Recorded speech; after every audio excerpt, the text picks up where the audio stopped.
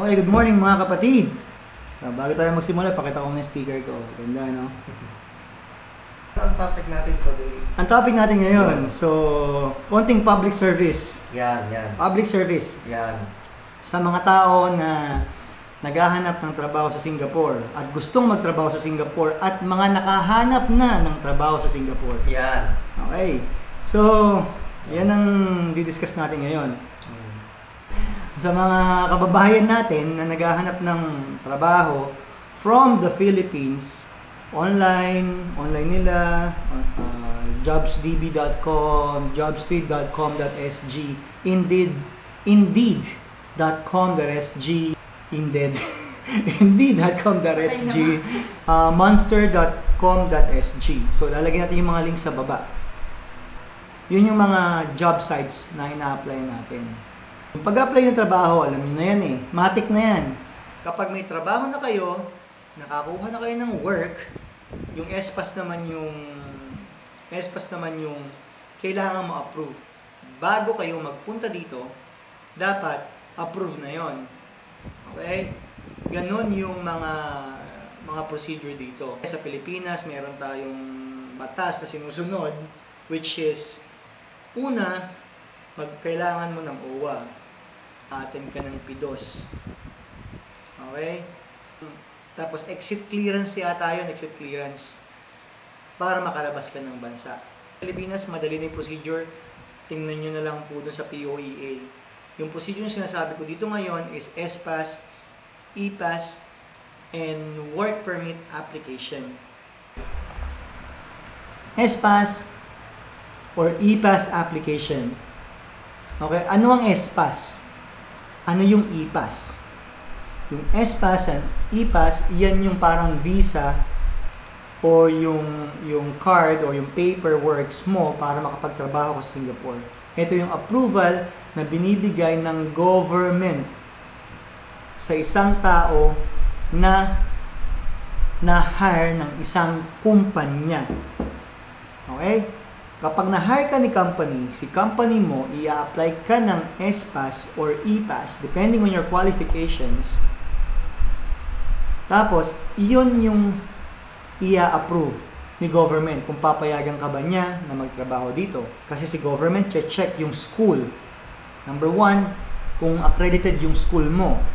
Makikita dyan sa SPAS, sa website ng self-assessment tool, kung accredited ang school mo, kung nandun yung pangalan ng school mo. Pangalawa, education. Minimum sa SPAS at EPAS is degree holder. Pangatlo, quota. Quota ng company. Iyan ang mahiwagang quota, ratio ng locals sa Singaporeans. May certain ratio. I'm not sure kung ano yung ratio, pero pagkakaalam ko, 20% F&B, or pag sinabing F&B, food and beverages industry, dito sa Singapore, mga 15% lang yata. So, yun, quota. Sa SPAS application, meron tayong tinatawag na salary threshold. Before, ang minimum salary ng SPAS is 1,800 Singapore dollars. Ngayon, ang minimum salary ng SPAS is 2,200. If they're going to give you lower than that, lower than 2,200, most probably, and I think, mare-reject. Okay? Kasi dapat sumunod sila sa threshold. So, yung details naman po na yan is available doon sa website ng MOM, mom.gov.sg. Ililink po natin yan sa baba, sa description. I-visit nyo, planuhin yung mabuti. Kung na-meet nyo yung criteria, yung education, nandiyan ba yung school nyo. Okay? Accredited ba yung school nyo. So, ganun po yung minimum requirement. Hindi natin alam kung ano yung rejection. Kung ano yung mga rejection, hindi nila sinasabi. So, it could be the salary, could be the school, could be the quota. Mahirap malaman yan. Lalo na kung in-apply ka lang ng company or ng agency kasi wala ka naman direct contact sa HR. Based on my experience, nare-reject yan dahil sa salary. Nag-try na po tayong mag-apply ng 2 Pilipino na na-reject because of this category. So, ito na po. In-apply na yung SPAS mo. Paano mo malalaman yung status ng SPAS mo? Meron po tayong SPAS status check.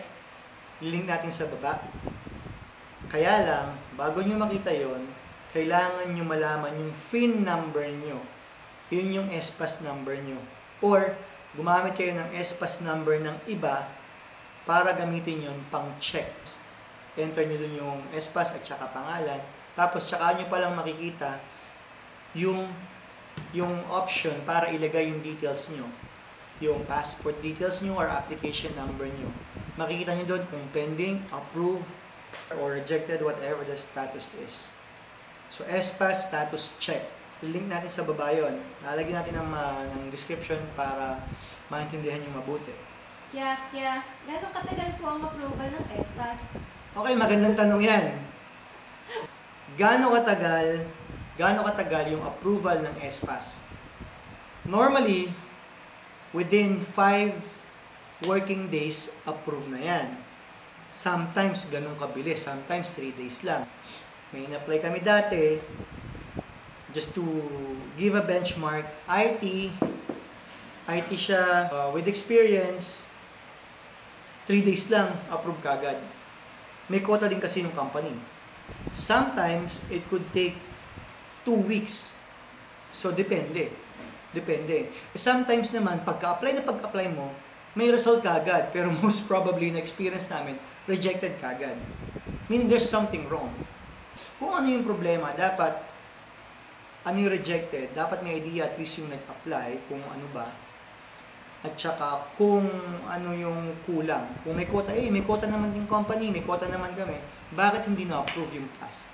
So, yun pa yung dapat alamin. Ngayon ko talagang gusto kong i-hire ng kumpanya, mag-email pa yan sa MOM, bakit kami na-reject, may quota naman kami, bakit di mo in-approve? And sometimes, nagsasabing MOM ng result. Okay? Nagsasabi ng result. Sometimes, hindi. Okay. Walang standard, mga tol. Walang standard. So, talagang sugal talaga. Para hindi masayang yung mga oras nyo sa application ng pass application process. Meron tayong self-assessment tool or SAT. Okay? SAT. Sa MOM website to check your qualification. Ilalagay mo doon yung sweldo, field of study, years of studies, tapos ano ba? Basta basic information, tapos yung school, lahat. Tapos date of application, kung kailan i-apply.